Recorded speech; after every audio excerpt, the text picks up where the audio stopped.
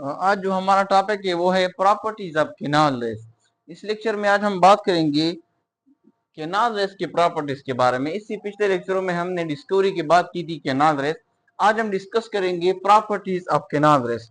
Canal rays के कौन कौन सी प्रॉपर्टीज है? तो नंबर फर्स्ट, केनाल रेस जो है वो स्ट्रेट लाइन मोशन करती है। अगर आप लोग जिस तरह हमने इलेक्ट्रॉन के केस में डिस्कस किया था या जो कैथोड रेज है उसके केस में डिस्कस किया था, जिस तरह कैथोड रेज एक स्ट्रेट लाइन में मोशन करती है, इसी तरह जो केनाल रेज है या जो प्रोटॉन है वो भी क्या करते हैं, वो भी स्ट्रेट लाइन में मोशन करती है।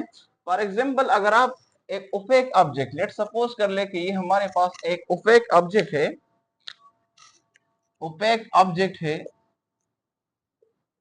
और इस ओपेक ऑब्जेक्ट से हम क्या करें, केनाल रेज को यहां से पास करें, तो क्या होगा कि इसके पीछे जो ओपेक ऑब्जेक्ट है, इसके पीछे यहां पे इसका क्या बनेगा, शेडो बनेगा।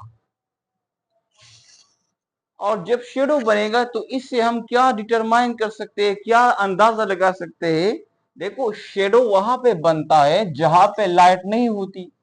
इसका मतलब ये है कि ये जो केनाल रेज है, ये जो केनाल रेज है जो यहां से आ रहे हैं और इस ओपेक ऑब्जेक्ट को स्ट्राइक कर रहे हैं, तो वो स्ट्रेट लाइन में आ रहे हैं। अगर ये स्ट्रेट लाइन में नहीं बल्कि इस तरफ डाइवर्ट हो जाते, कुछ इस तरफ जाते, कुछ नीचे आ जाते, तो फिर यहाँ पे शेडो नहीं बनता, क्योंकि यहाँ पे फिर क्या होता, लाइट मौजूद होता, उस लाइट की वजह से यहाँ पे फिर शेडो नहीं होता। शेडो कहाँ पे होता है, जहां पे एब्सेंस होता है लाइट। लाइट क्या होता है, एब्सेंस लाइट होता है। लाइट एब्सेंस होता है तो तब जाकर वहां पे शेडो बनता है। इट मीन दैट कि सारा जो रेज है केनाल वो सीधे आ जाते हैं और यहाँ पे स्ट्राइक करते हैं। इस वजह से इस ऑब्जेक्ट के पीछे कोई लाइट नहीं होती और इस ऑब्जेक्ट के पीछे जो ओपेक ऑब्जेक्ट है, इसी ऑब्जेक्ट का शेडो बनता है। तो पहले प्रॉपर्टी क्या हुई, स्ट्रेट लाइन मोशन की। जो केनाल रेज है वो स्ट्रेट लाइन में मोशन करती है। फर्स्ट प्रॉपर्टी ये हुई। दूसरी प्रॉपर्टी ये है कि अगर हम मैग्नेटिक फील्ड से इस केनाल रेस को गुजारेंगे तो क्या होगा। लेट सपोज हमारे पास एक यू शेप मैग्नेट है, यू शेप मैग्नेट है, और इस यू शेप मैग्नेट से अगर हम इन रेस को जो केनाल रेस है गुजारेंगे, तो इन the presence of magnetic field, अगर हम केनाल रेस को गुजारेंगे मैग्नेटिक फील्ड से, तो ये जो केनाल रेस है, ये केनाल रेस ये क्या करता है, ये शो करता है, ये canal rays shows deflection in the magnetic field. Magnetic field में ये केनाल रेस डिफ्लेक्शन शो करता है। और इस डिफ्लेक्शन से हम क्या अंदाजा लगा सकते हैं, इसका मतलब है, देखो आप लोगों ये पढ़ेंगे सेकंड ईयर फिजिक्स में कि जब भी कोई चार्ज बॉडी मैग्नेटिक फील्ड में दाखिल होती है तो उस पर फोर्स लगता है और उसी फोर्स की वजह से वो डिफ्लेक्ट हो जाता है, या वो लेफ्ट या राइट साइड पर। तो ये डिफ्लेक्शन जो ये केनाल रेस शो करते हैं इनसाइड द मैग्नेटिक फील्ड, इसका मतलब ये है कि ये जो रेज है इसके पास चार्ज मौजूद है, क्योंकि चार्ज बॉडी ही मैग्नेटिक फील्ड में क्या एक्सपीरियंस कर सकती है, मैग्नेटिक फोर्स को। तो इससे ये अंदाजा हम लगा सकते हैं इस डिफ्लेक्शन से कि ये जो रेज है ये क्या है, इस पर चार्ज मौजूद है, ये चार्ज इन नेचर है। अब थर्ड जो प्रॉपर्टी है वो क्या है, वो ये है कि अगर हम इन रेस को, जो केनाल रेज है, इसको हम इलेक्ट्रिक फील्ड से गुजारेंगे। ये हमने डिस्कस किया मैग्नेटिक फील्ड, अब हम पढ़ते हैं इलेक्ट्रिक फील्ड को। अगर हम इलेक्ट्रिक फील्ड से इन रेस को, जो केनाल रेज है, हम इससे गुजारेंगे तो क्या होगा। जब साइंटिस्टों ने इलेक्ट्रिक फील्ड से इन रेस को गुजारा तो क्या हुआ, इन रेज ने डिफ्लेक्शन शो की toward the negative plate. Negative plate की तरफ ये रेस क्या हो गई, ये डिफ्लेक्ट हो गई। हमने यहां डिफ्लेक्शन यहाँ जो मैग्नेटिक फील्ड है उस यहाँ जो हमने प्रॉपर्टी डिस्कस की, in the presence of magnetic field इन रेज ने क्या शो किया, डिफ्लेक्शन। उसका मतलब था कि इस पर चार्ज मौजूद है। अब कौन सा चार्ज है, तो इलेक्ट्रिक फील्ड ने हमें बता दिया कि जो ये रेज जब हम इलेक्ट्रिक फील्ड से पास करते हैं तो ये रेज क्या होते हैं, ये टुवर्ड्स द नेगेटिव प्लेट जो होता है उसकी तरफ बेंड हो जाते हैं या उसकी तरफ डिफ्लेक्ट हो जाते हैं। देखो इसका मतलब ये है कि इस पर ये प्लेट तो नेगेटिव है ना, इट मीन दैट कि इन रेस पे पॉजिटिव चार्ज मौजूद है। तो इस क्योंकि पॉजिटिव नेगेटिव एक दूसरे को अट्रैक्ट करते हैं, जबकि पॉजिटिव पॉजिटिव एक दूसरे को क्या करते हैं, रिपेल करते हैं। तो इट मीन दैट कि इन रेस पे क्या मौजूद है, पॉजिटिव चार्ज। तो थर्ड प्रॉपर्टी क्या हुई कि इन रेस, ये रेस क्या है, पॉजिटिवली चार्ज है। इन रेस पे पॉजिटिव चार्ज मौजूद है। ये थर्ड प्रॉपर्टी हुई। पहले क्या हुई, स्ट्रेट लाइन मोशन शो करता है। दूसरी ये हुई कि ये डिफ्लेक्शन शो करता है इन the presence of magnetic field. और थर्ड प्रॉपर्टी ये हुई कि ये पॉजिटिवली चार्ज है। अब चौथी प्रॉपर्टी ये है, ये इस तरह सेम प्रॉपर्टियां हमने डिस्कस की इन केस ऑफ कैथोड रेस। चौथी प्रॉपर्टी क्या है, चौथी प्रॉपर्टी ये है कि इसके पास मास भी मौजूद है, वेलोसिटी भी मौजूद है। इट मींस दैट कि ये बॉडी क्या है, ये रेस मटेरियल इन नेचर है या इसके पास मोमेंटम मौजूद है, और जिससे हम ये अंदाजा कर सकते हैं कि ये रेस क्या है, मटेरियल इन नेचर है। तो चौथी जो प्रॉपर्टी है ये है कि अगर हम इन रेस को, जो कैनाल रेस है, ये हम पास करेंगे एक स्मॉल व्हील से, एक स्मॉल पेडल से। लेट्स सपोज ये हमारे पास एक स्मॉल व्हील है, ये क्या है, ये हमारे पास एक स्मॉल पेडल है, एक व्हील है, और इस व्हील से अगर हम इन रेस को पास करेंगे तो ये रेस क्या करते हैं, जब ये इससे पास होते हैं तो ये इस पेडल को, जो स्मॉल पेडल है, इसको घुमाने पर, मोशन पर मजबूर कर देता है। अब इससे हम क्या अंदाजा कर सकते, इससे हम ये अंदाजा लगा सकते हैं कि ये जो कैनाल रेस आ रहे हैं, कैनाल रेस, इन कैनाल रेस के पास क्या मौजूद है, एक तो मास मौजूद है, दूसरा मोशन करता है, तो इस वजह से इसके पास क्या है, उसकी वेलोसिटी मौजूद है। और जनरली हम मास और वेलोसिटी को क्या कहते हैं, मास और वेलोसिटी के प्रोडक्ट को हम कहते हैं पी से रिप्रेजेंट करते हैं, और पी हम कहते हैं क्या है, मोमेंटम है। मीन कि इन रेस के पास मोमेंटम मौजूद है, जिससे हम ये अंदाजा लगा सकता है कि ये जो कैनाल रेस है, ये जो कैनाल रेस है, ये मटेरियल एंड नेचर है, मटेरियल एंड नेचर, यानी ये मटेरियल है, इसके पास मास मौजूद है। तो चौथे प्रॉपर्टी हुई। लास्ट जो इसके प्रॉपर्टी है वो है, अगर हमने इससे पिछले लेक्चरों में डिस्कस किया था E/m रेशियो, इलेक्ट्रॉन के लिए भी हमने निकाला था। तो अगर हम यहाँ पे चार्ज टू मास रेशियो की बात करें, charge to mass ratio of proton, proton के केस में जो चार्ज टू मास रेशियो आता है इन केस ऑफ प्रोटॉन, अगर हम हाइड्रोजन पॉजिटिव यूज करेंगे H पॉजिटिव के लिए, तो इसकी वैल्यू आती है 9.54 multiply by 10⁻⁷ coulomb per kilogram. ये E/m रेशियो आती है जब हम प्रोटॉन यूज करते हैं, यानी हाइड्रोजन गैस यूज करते हैं, तब हमारे पास E/m रेशियो ये आती है। और जो इलेक्ट्रॉन के लिए हमने E/m रेशियो निकाली थी, E/m ratio for the electron, उसकी वैल्यू आई थी 1.758 10⁻11 कूलम पर केजी। ये 10⁻11 है और ये 10⁻7 है।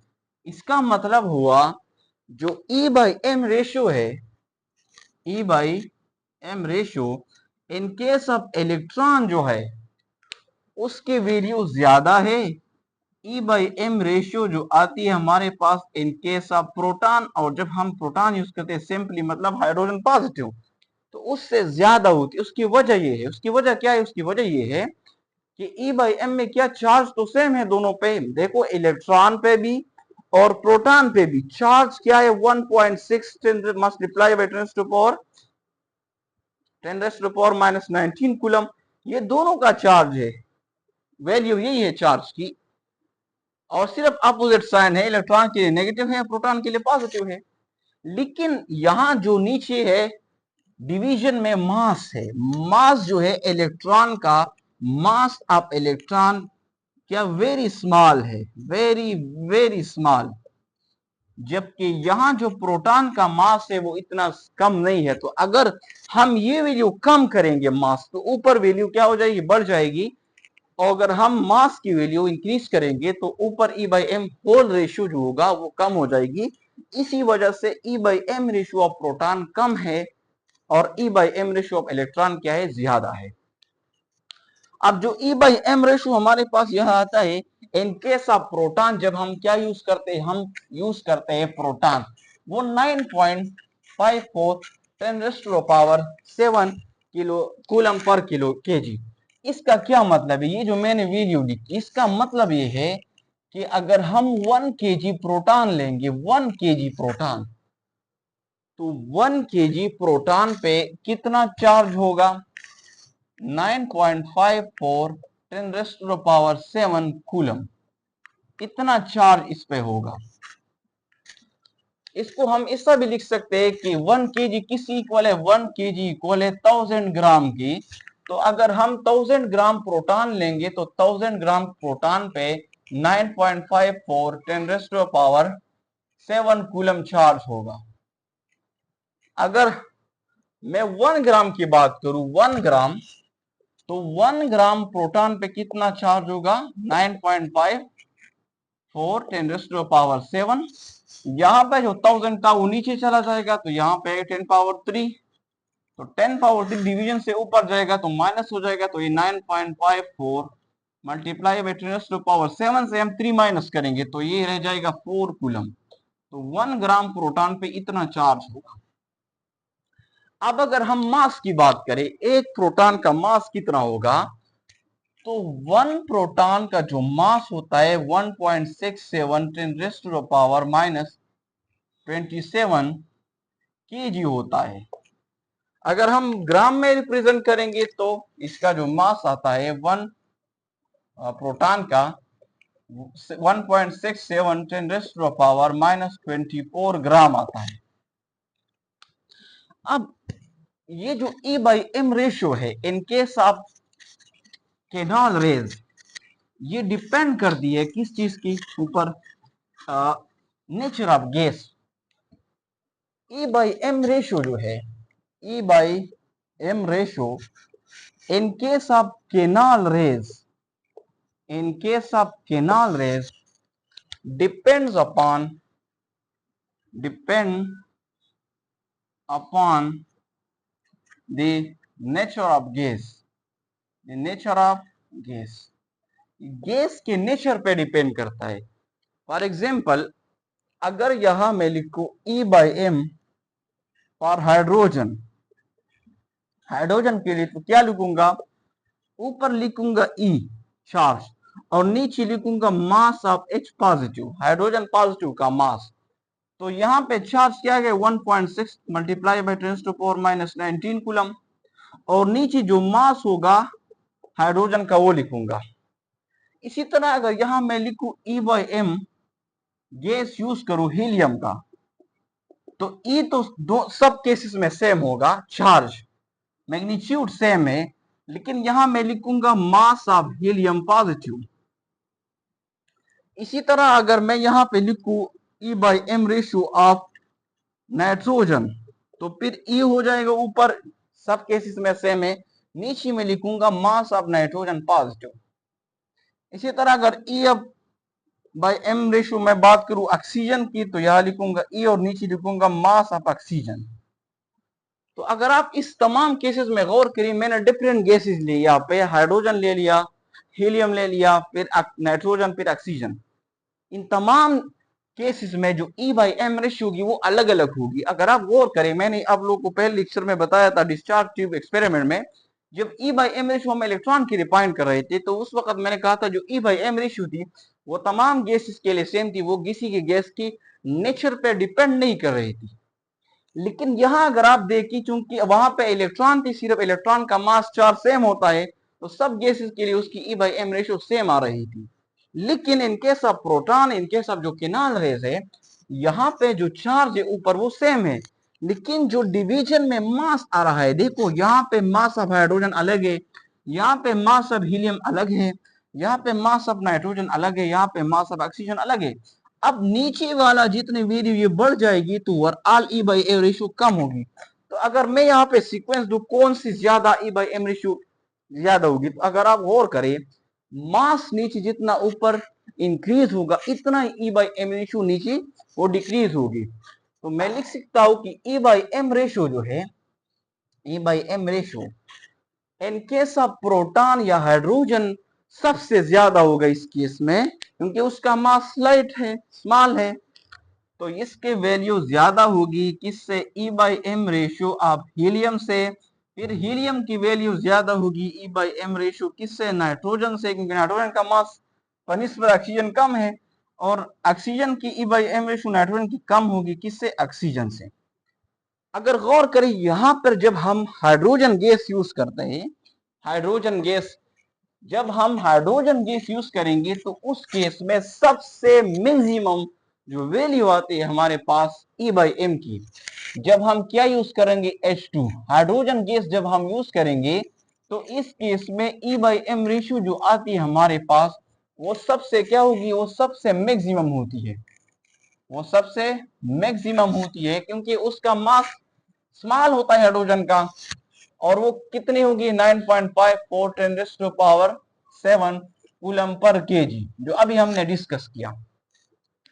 लेकिन इस केस में जो रेज होंगी वो लाइट होंगे, लाइटेस्ट रेज होंगे, क्योंकि उसका मास क्या होगा, स्मॉल होगा। जाहिर बात है, क्योंकि हाइड्रोजन गैस है ना, हाइड्रोजन पॉजिटिव आयन है और वो जस्ट प्रोटॉन है। जब हाइड्रोजन से इलेक्ट्रॉन निकल जाते हैं तो वो H पॉजिटिव रहता है और उसको हम क्या कहते हैं, जस्ट प्रोटॉन कहते हैं। तो इस केस में जो रेज के नॉन रेज प्रोड्यूस हो जाते हैं जब हम हाइड्रोजन गैस यूज करते हैं, वो सबसे लाइटेस्ट क्या होते हैं, लाइटेस्ट रेज होते हैं, क्योंकि सबसे लीस्ट मास इसका होता है, लीस्ट मास होता है।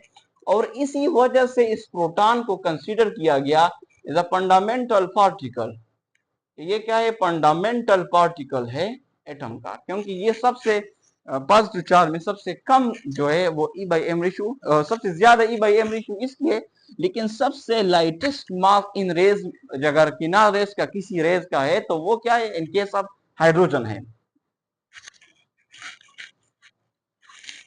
लेकिन बाकी के केसेस में अगर आप देखिए तो उसमें क्या है, बाकी गैसेस है तो उसका मास ज्यादा होता है अदर गैसेस में, इन केस ऑफ हाइड्रोजन के अलावा अदर जितने गैसेस है, क्योंकि उस केस में ई बाई एम क्या है, मास उनका बढ़ जाता है।